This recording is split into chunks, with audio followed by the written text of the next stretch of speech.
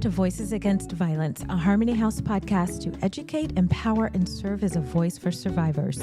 We aim to shed light on crucial issues surrounding domestic violence, offer support, and inspire action for change. Join us as we work together to create a community where all individuals can live a life free of abuse. I'm Charity Jordan-Rex, Prevention Program Manager for Harmony House. I'm Kirstyn Walker, the Assistant Executive Director of Harmony House. And today, we're talking about trauma-informed care. Now, maybe you're joining us from the last episode in which we talked about trauma, the effects of trauma, the neurobiology of trauma. We talked about some of the brain components that get affected by traumatic experiences. But if you're just joining us fresh right now, we're going to be talking about trauma-informed care and really taking all of those signs and symptoms of trauma and applying them and saying, okay, but now what? Now that we know the signs and symptoms, what do we as a whole do about that? Yes. So listen to this episode, but then go back and listen to the previous episode for more information and context on trauma and its impact on us. So I love talking about trauma-informed care because not enough people know about it. Mm-hmm. I feel like those folks in helping professions, healthcare, I mean, they're all, those folks are all pretty familiar, but the layperson, not as much. Other sectors, not as much. Yeah. But it is really important for all of us to know about this. I agree. So, and I would even say not everybody in those kind of fields that you would expect to know necessarily do. I have a story from a colleague, a former colleague, and she would be more than comfortable with me sharing this. She gave an example of being a new therapist, new psychologist, fresh out of graduate school, and really eager to make a difference, and got an invitation to a trauma-informed group. And she thought she was feeling pretty good about it. She's a EMDR therapist. She has a lot of information around trauma-focused CBT therapy. And then she got to that session and realized that trauma treatment is not the same thing as trauma-informed care. And her world just opened up from there. So if you're listening, hello, your impact has made such a difference in how I think about trauma-informed care. So, so really, yeah, I mean, trauma-informed care is trauma-informed practices is something for all of us to consider, regardless of our roles or our responsibilities or our fields, because we know that the majority of individuals have experienced some form of trauma. Yes. And so when I think about the different spheres of influence, whether those be social groups, book clubs, faith communities, workplaces, schools, I think about the thing that all of those places have in common, listeners, is you. And if you can be trauma-informed and bring your trauma-informed knowledge into those spaces, how much safer our community just got. Mm-hmm. Because an educated community is a safer community. Thank you, Charity. I was hoping you'd say it. I feel like everyone in, if you are in a position where you are working with large numbers of people, so you're a school, you're a healthcare site, you're an employer, you're a church, I feel like you have an obligation. I feel like they should all understand the impact and dynamics of domestic violence, but you have a responsibility to all of the people that you are serving and working with to understand trauma and trauma-informed care, trauma-informed response to folks. So, yeah. So what is trauma-informed practices? Let's talk about it. What is it? What is it? Well, it's a shift. It's a paradigm shift. It's a lens shift. One thing I like to make clear to folks when I'm talking about it is it's not like an additional to-do list. It really is like we are shifting our lens so that it applies to everything we start doing. And so it's a shift from what's wrong with you to what happened to you. Yes. And you mentioned that in the last podcast. And so another way that I like to think about this is let's get curious and not critical. I love that. I've heard you say that before, and I love that. I didn't come up with it. I don't know who did, but if you do know who came up with it, let us know at the podcast. So yeah, just some things to consider here. So like imagine a student who's having trouble regulating their emotions in the classroom or is falling asleep in the classroom. Like you said, really easy for our systems to write folks off and to label things as bad behaviors or discipline issues. But what if instead we got curious is there some aspect of trauma in the mix here? Or maybe it's not a kiddo. Maybe it's an adult, a coworker whose absenteeism is increasing. Maybe they're having memory issues in meetings and they're forgetting to complete assignments. Have we considered that these might be connected to experiences of trauma? That's such a good point.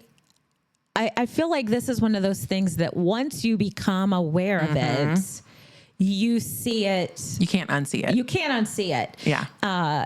So when I see someone whose behavior,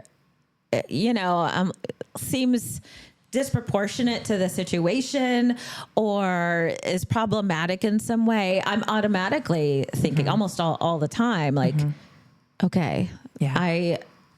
I see what you're presenting. Often it's like anger or something, but like, okay, I know that there's something else under that. Right. I don't know what it is right now, Right. but I partly feel like this is really leading with grace and compassion and empathy. What a thought. What if we did that? How revolutionary would our world be if we just led with grace and empathy? Man, that's the world I want to be a part of. Oh my God, Kirstyn. Charity, what if we did? What if we did? Let's try it. Let's see how it goes. Charity, you brought up the idea of like when something is disproportionate. I was at a training once where they said, if it's hysterical, it's historical. And that stuck out to me. If the behavior is disproportionate to the experience, to the situation, something else is in the mix here. Okay, so say that again. If it's hysterical, it's historical.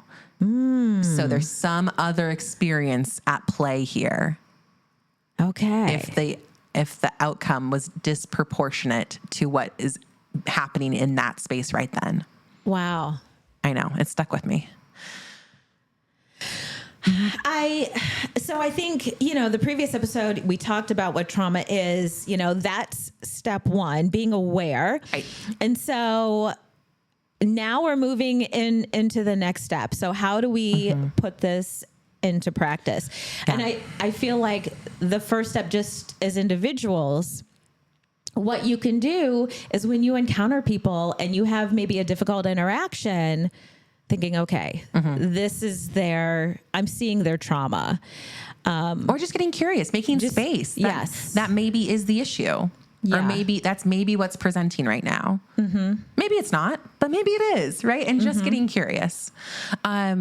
So there's 4 R's. Last episode, we had 3 E's. This episode, we have 4 R's. And again, this is from SAMHSA, the Substance Abuse Mental Health Services Administration. And the 4 R's of trauma-informed practices, trauma-informed care. Step 1, realize the widespread impact of trauma. So when we realize the majority of us have experienced trauma, that's step 1. That's the realize part. By the way, if you go to the CDC's website and you look up ACEs and you look up by state, you will see that Missouri, where we are sitting right now in our podcast recording area, Missouri ranks higher than the national average of adults who have experienced at least one ACE, one adverse childhood experience. So when we're thinking about, I know. So when we're thinking about realizing the impact or realizing the widespread impact of trauma, if you're local, if you're here in Missouri, then you can recognize that we're experiencing it at a higher rate than the national average. So I just have a little aside here. Missouri is always in the news and in the top for all the things that you don't want to be. Like, come on, Missouri. There's so much that happens here, and it's not just a big city thing. I think sometimes when we talk about these kinds of issues, people think, oh, that's big city. No, this is impacting us right here. Sure. In our medium-sized city that feels like a small town. And, I think about Southwest Missouri and all of the rural communities, the lack of resources that they have because they're rural communities. Right. Like, this is happening everywhere. Everywhere. Just like we say domestic violence impacts everyone. Trauma impacts everyone. Yeah. And so trauma awareness is the first step. Go back to the R's. Yeah, sure. So realizing the widespread impact of trauma and then recognizing the signs and symptoms of trauma. So we did that in our last episode. We talked about the mental, physical, emotional, psychological, social impacts that trauma might have, that how it might show up. Yeah. So that's step 2. It's just recognizing those signs and symptoms.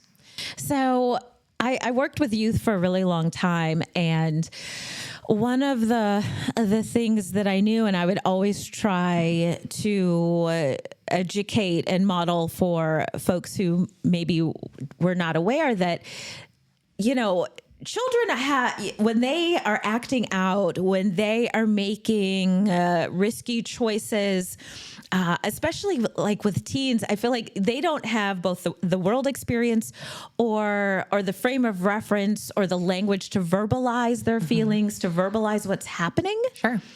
And so I always knew that, this maybe problematic behavior I'm seeing from this teen, like, that's not just a bad kid, which I've heard people say, they're such a bad kid. No, right. That is a kid who was probably struggling in some way.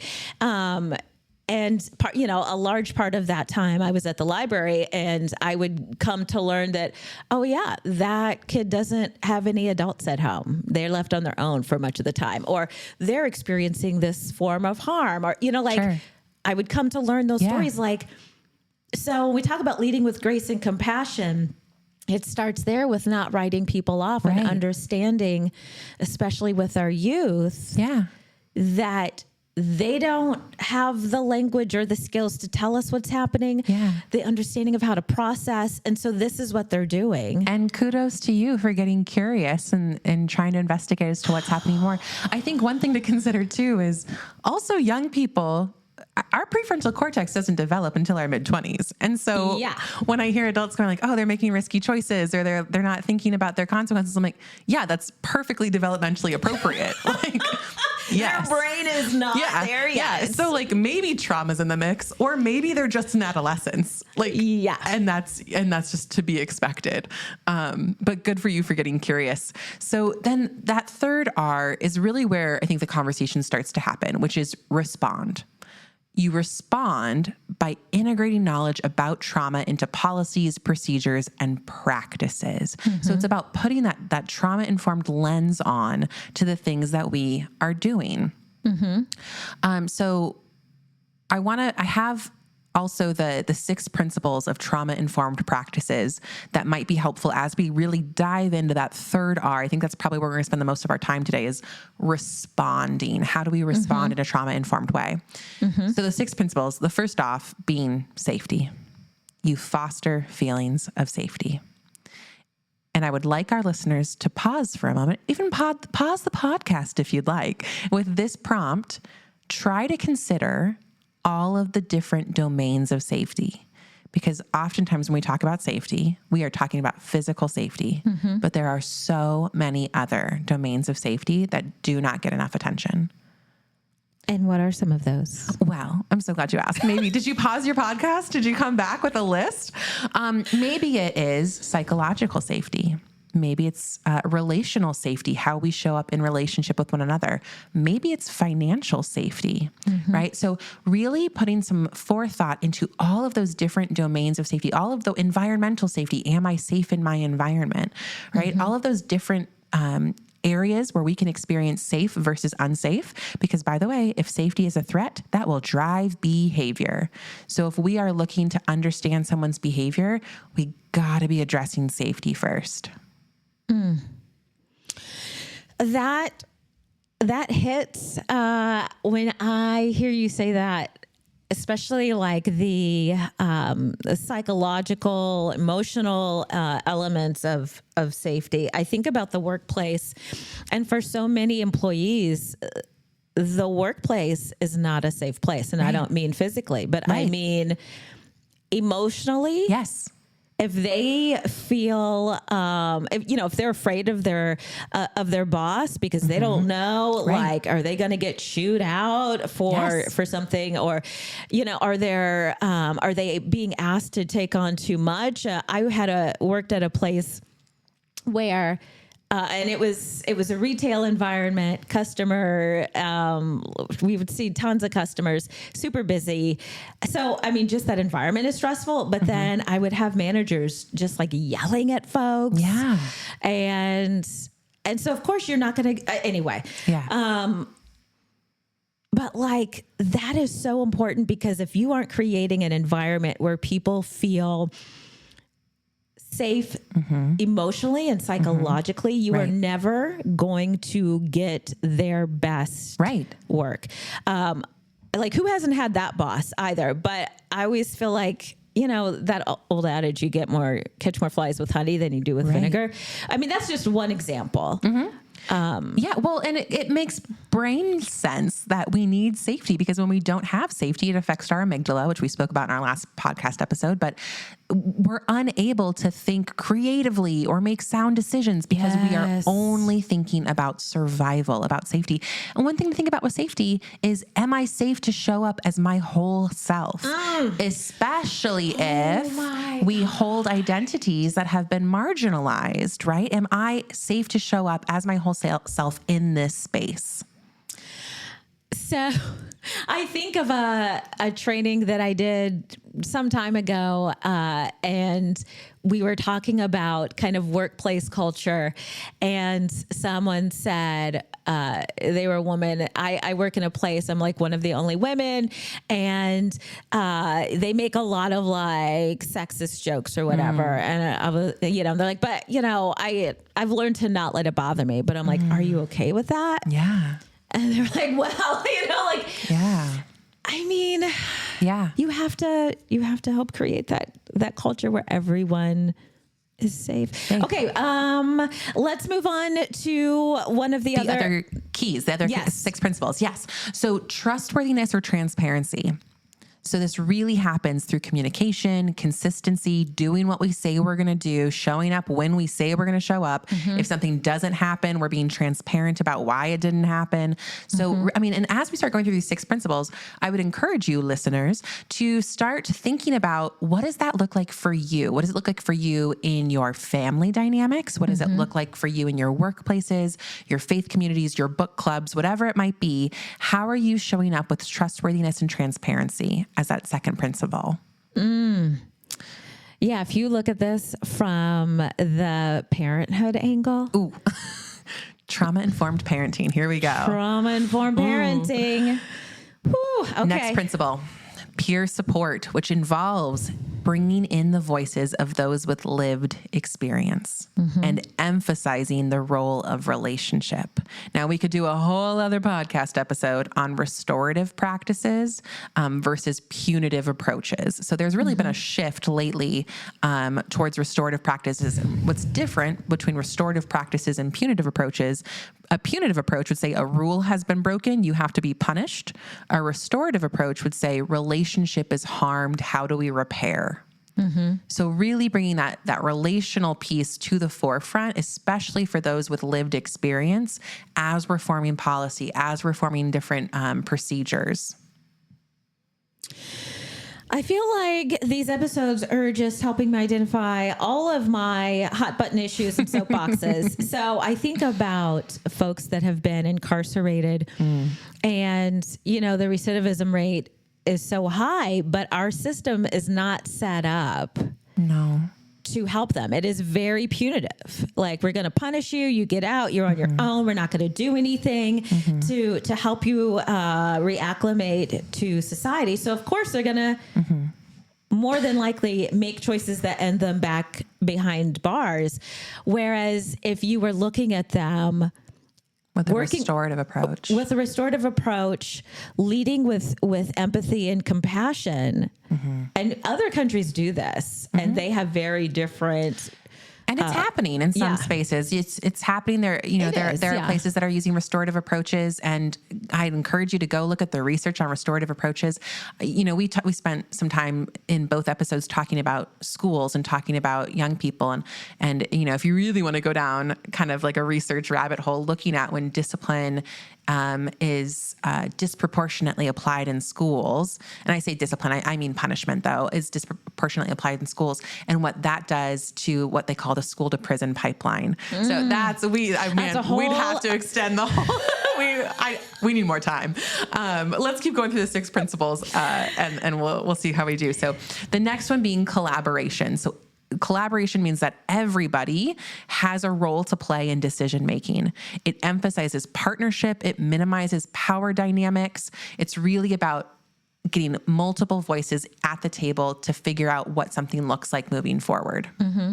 I feel like, you could do this at home. Mm-hmm. So it's getting your kids involved in, what do we want the house rules to be? Mm-hmm. How are we going to handle this situation? You could do that as a teacher in the classroom, getting all of the students, getting their input on mm-hmm. how we address this thing. That, right.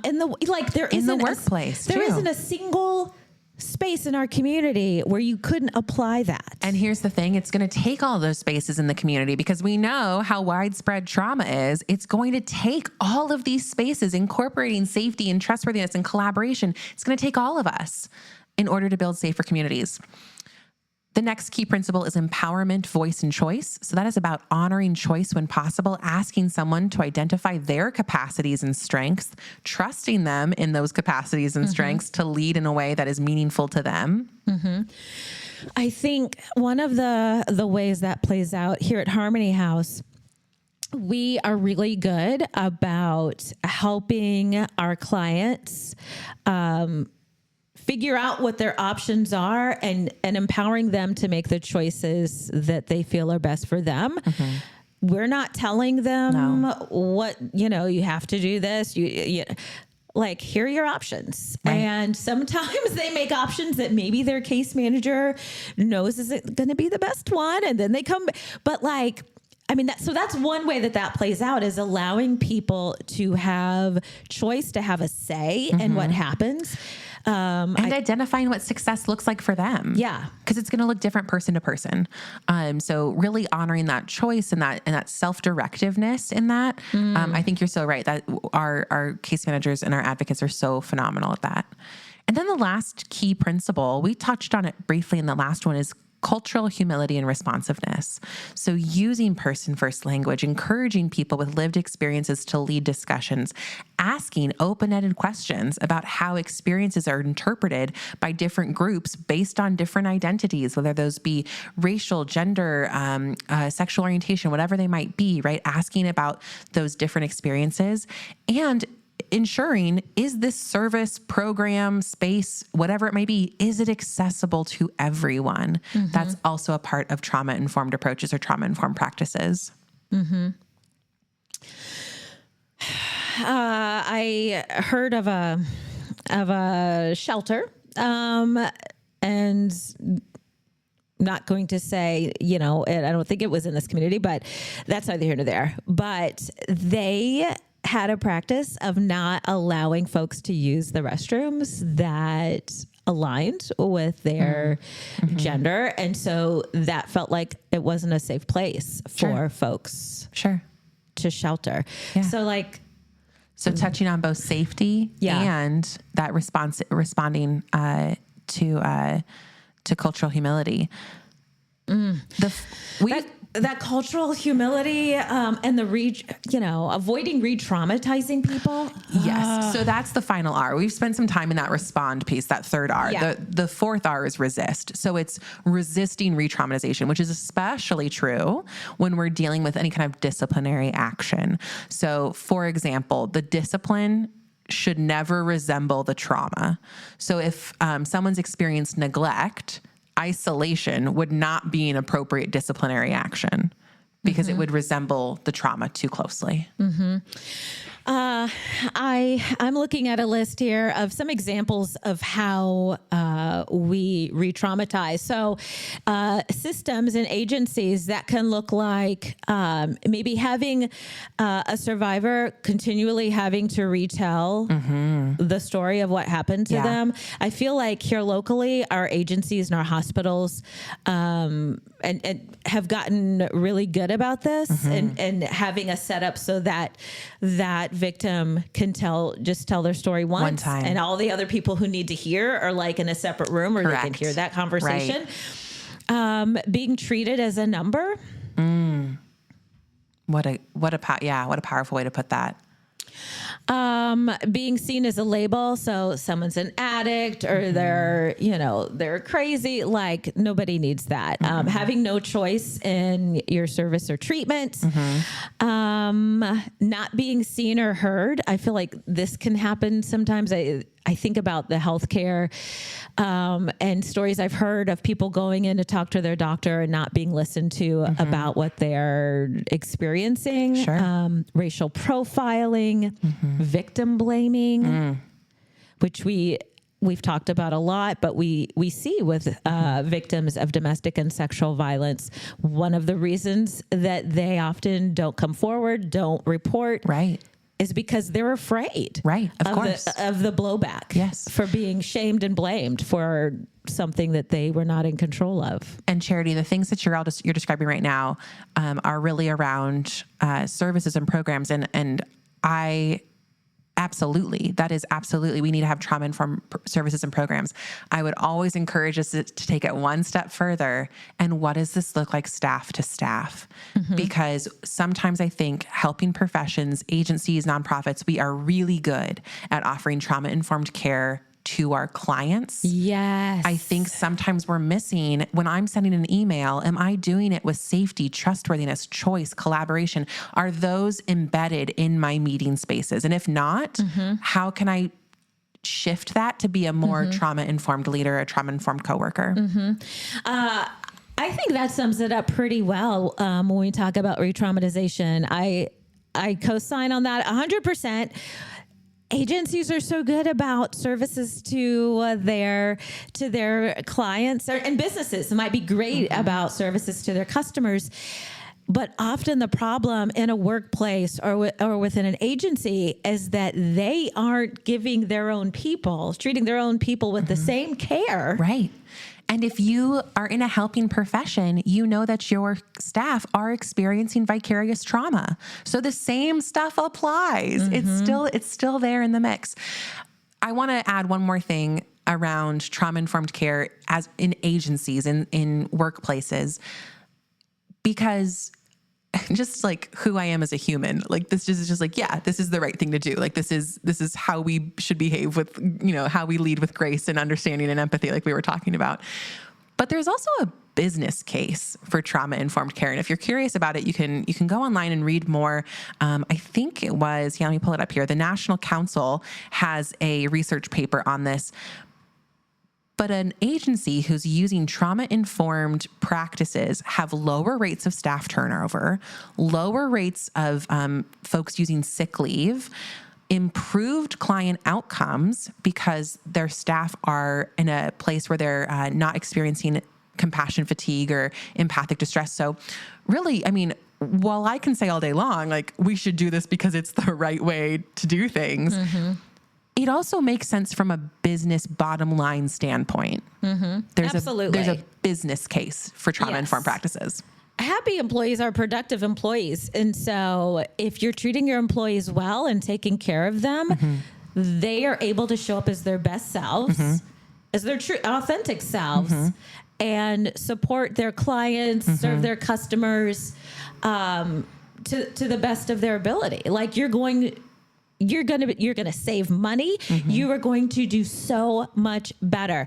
And it's like, oh my gosh, it is so easy to show empathy to people. Like you're gonna be there interacting with people. I feel like it takes extra work to be mean, to be harmful. Like you could just as easily use your energy for good. And I think that's a testament to you, Charity. I think that you are a naturally empathetic person. I would say it does take a concerted effort to not fall into that judgmental, well, why didn't they do this? Why didn't they get this done? What happened? Like, why did they drop the ball again? Are they, and then the labeling begins, right? Are they lazy? Are they a bad performer? Right. But so I do think it takes an extra level of like, what happened here or what's going on or how might they be impacted. I think that maybe is, you are just an empathetic and caring person. I mean, I think I'm an empath because I feel things deeply. But one of the other things on this list for, ways that we re-traumatize, non-acknowledgement of power dynamics. And so in any relationship, you could have that. So that could be within the home, that could be in the workplace. But I feel like leaders, whether in business or a nonprofit, they're not always great about recognizing that power dynamic and being really mindful of how you are moving through that space and interacting with your people. Sure. Yeah. I mean, even like that can completely change the atmosphere of a place, the 100%. Atmosphere of a classroom or a home or a workplace. All of the places. All of the places. All of the places. And so once again, I think just my call to action, my plea would be, as you're listening to this, if this is something that's getting you excited, if you're like, yeah, I can work safety or collaboration or choice or transparency into my day-to-day, please do it in your spheres of influence. When I think about the ripple effect of this, when I think about the fact that, however many folks are listening to this, are then going to be at dinner tables and classrooms and study groups and wherever they're going, and they're going to bring this with them. Wow. Will our communities be impacted for the better? Oh my gosh. I mean, absolutely. And if you are the person who's experienced that trauma, and when you go to all these spaces, all of those folks are responding in a meaningful and relevant way, and you feel safe and you feel seen and heard. Yeah. Oh my God. How healing is that going to be? Yes. For you. I think for me, the bottom line is that it still comes down to having healthy relationships. And so I think my call to action would be to think of relationship broadly. And that's every interaction that you have with someone. It's how you are treating the people in your home, how you're speaking to them, how it's the people that you're working alongside in the workplace, whether you're just a coworker or you're the boss. It's the person, the server, who maybe messed up your order at the restaurant. How are you responding to that person? Yeah, absolutely. We don't know what trauma that person may have experienced. Not at all. And you might be catching them on the worst day they've had. Right. All of those interactions should be healthy. You should be being really mindful about extending grace. Thank you for bringing it to the person you're interacting with. Thanks for bringing it back to relationship, because healing happens in relationship with one another. We are social beings. Our brains are wired for connection. So thanks for bringing it back to connection and healing relationships. I just think if everyone was doing this, what would our world look like if we were all doing this? If the people who experienced trauma were getting the help and support from all of the places they were going? Let's find out. If we were replacing those adverse experiences with positive experiences, what would our world look like? What would our country look like? I think that should be the question if you're listening to this. If you were doing this in your home, if everyone in your home was healthy and healed, what does that look like? Let's find out. I think what does it look like in your workplace? Let's put it to the test. We'll find out. Let's all do these things, and then we'll find out. I know. It'd be pretty powerful. I mean, we would have it'd be a very different community, but different in the most amazing and incredible life-affirming way. And okay, can I just say one more thing? Of course. We have to do this not just with the people that we like or that are aligned with our views, but we have to do this with the person who lives differently than us, who believes differently than us, who looks different, who's from really, when we say healthy relationships and applying this to everyone, it's everyone. Yeah. You have to do this with everyone. Yeah. Which is going to involve maybe some self-regulation, because maybe before you can thoughtfully respond rather than react, we need to do some regulating of our own emotional well-being. But you're right, Charity. This is true for all humans. Our brains need safety and connection and all of these things. Mm-hmm. I'll leave with one more thing. And one more thing. So there was a study done with infants that when infants are in stress, that singing to them or playing music lowers their stress level and their cortisol levels. I'm hoping you're about to start singing. For like 15 minutes. Okay. No, we don't have copyright coverage for that. That is outside of the Harmony House budget. But also breathing can really work. Mm-hmm. Taking the box breathing. So breathing in for, let's say, 4 counts and holding and releasing it. And like, that might be something you can do in the immediate moment. Mm-hmm. That is going to have an immediate effect on helping to reduce those stress levels. But you can just Google this. There's so much out there. There's so many great resources for learning more about how you can help yourself. But oh my God, Kirstyn, I don't know if 2 episodes on trauma is enough. I know. We might have to keep going, huh? Absolutely. And if you really want to take a deep dive, I encourage you to read The Body Keeps the Score. If you're local, you can get that at the Springfield County Library. But it goes into a much deeper, fuller explanation of all of this. And it's a game changer. Once you understand this, I think you will move through the world differently. Yeah. We've said that about a few things. I think that's true about trauma-informed practices, and I think it's true about domestic violence. Once you learn these things, you cannot unlearn them. They shift the way that you look at the world. Share this with someone you know. If you know someone who could benefit from learning more about trauma-informed care, just send them these episodes. Share the love. Kirstyn, thanks for an incredible conversation. Thank you, Charity. All individuals have a right to a life free of abuse. If you or someone you know needs help, please call our 24-hour hotline, 417-864-SAFE, 417-864-7233, or chat 24/7 with an advocate on our website at myharmonyhouse.org. Visit our website or follow us on our socials to stay up on the latest news and events. This is Voices Against Violence. Thanks for listening.